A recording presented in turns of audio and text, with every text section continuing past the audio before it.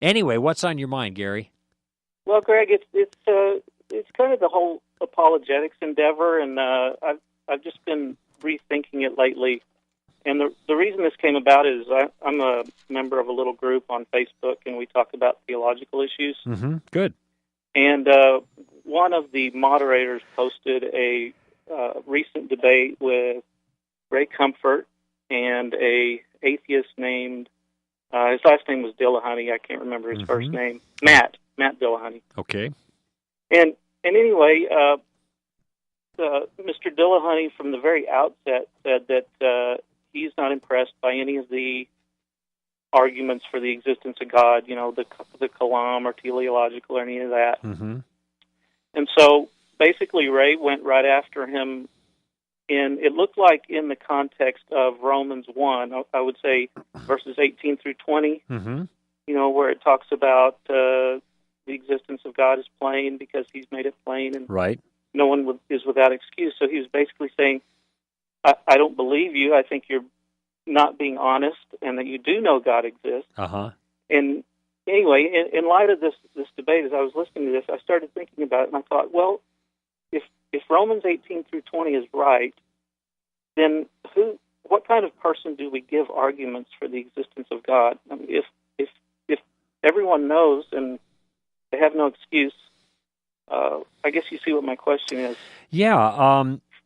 Well, the phrase you just used a moment ago is key to understanding what the passage is about. You said they have no excuse.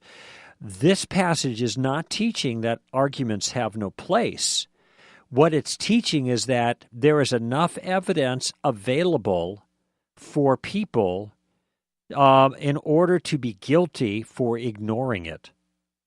That's the main point. And in fact, it uses the phrase, they are without excuse, two different times, the chapter 1 and the beginning of chapter 2, after Paul gives a number of different scenarios showing how it is that a person is responsible for this information.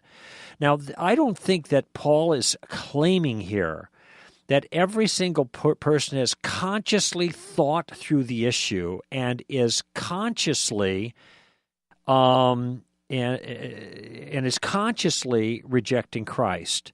There are things that philosophers call dispositional beliefs. That is, things that we believe that are below the surface, we genuinely hold them to be true in our mind, but we are not consciously thinking about them. And if you think for a moment about just in general conflicts you might have had with people in the past, where you are confronted on something, and you thought to yourself, they got me there. They got me on that one. They're right. That was what was going on in my heart all along. Yeah, And there's there.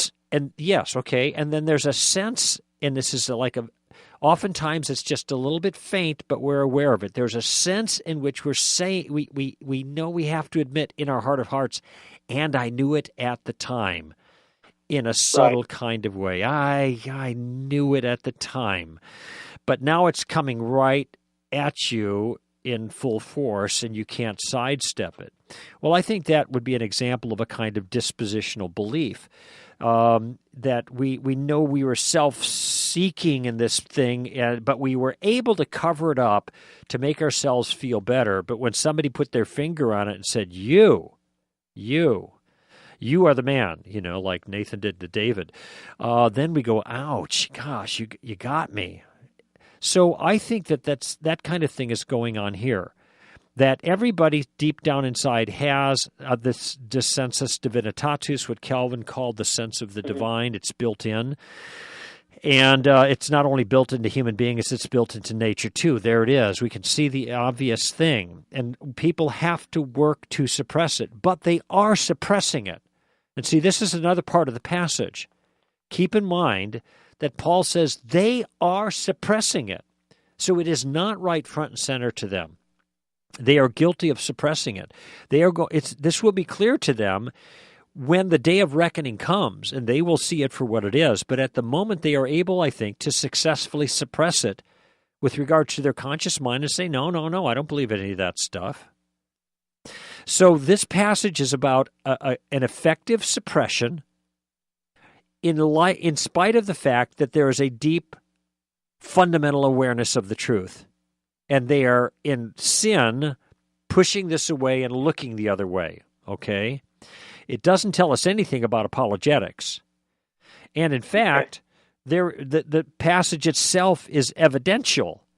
Paul looks at the nature of the world. There's a cosmological argument being offered here, and actually cosmological and teleological. Cosmological is the existence of the universe.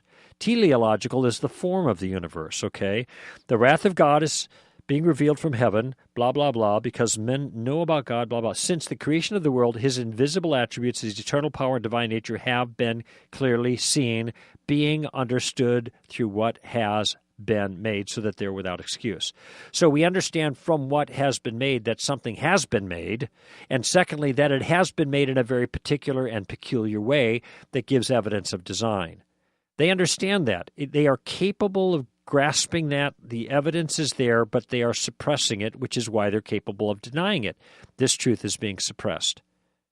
Okay, I see your point there. I guess I was thinking about when I saw the word suppressing, it made me think of like, I don't know, something like a parent who, I guess, deep down they know their child has committed a horrific crime, but they sort of deceive and lie to themselves, and they don't accept any kind of evidence that might say otherwise. I think that's a good way of. That's a good example. Right, they can't bear to accept the truth.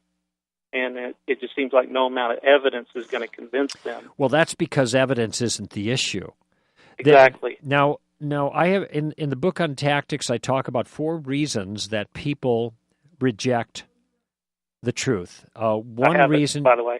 Oh, you do? I think this is in the towards the last chapter. One is a rational reason. They don't think the evidence is sufficient. Okay. Or maybe they're distracted or persuaded by some other point. Another is an emotional reason. Another one is a prejudicial reason.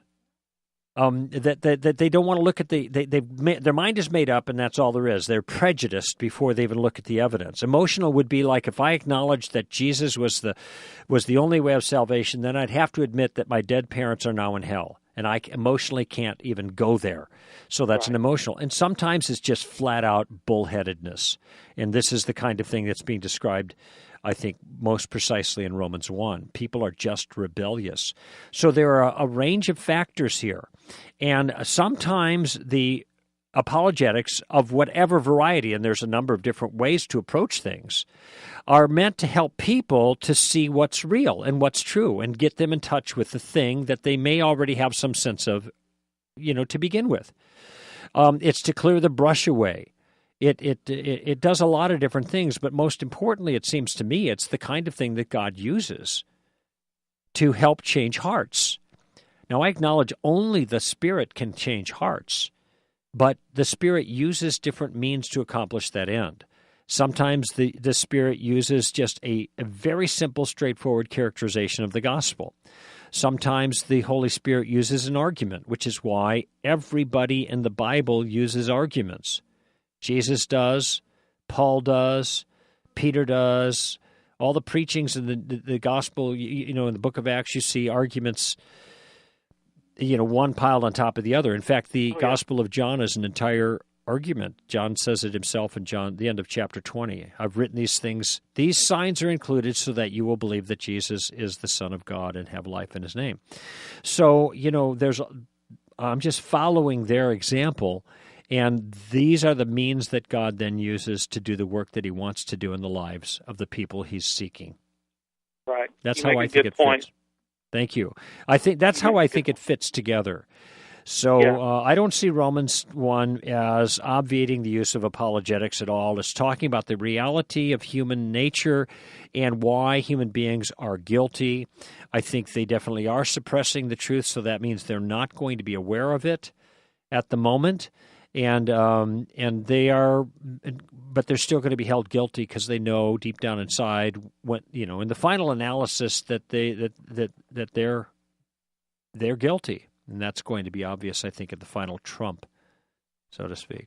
All right? Well said, Greg. You gave me new things to think about in regards to this passage. I'm going to be giving it some thought. Good. Gary, also, just FYI, I was on last week with Ray Comfort on his TV show, The Comfort Zone, which you can find on YouTube. I posted it both on my Twitter and also my Facebook, so the link.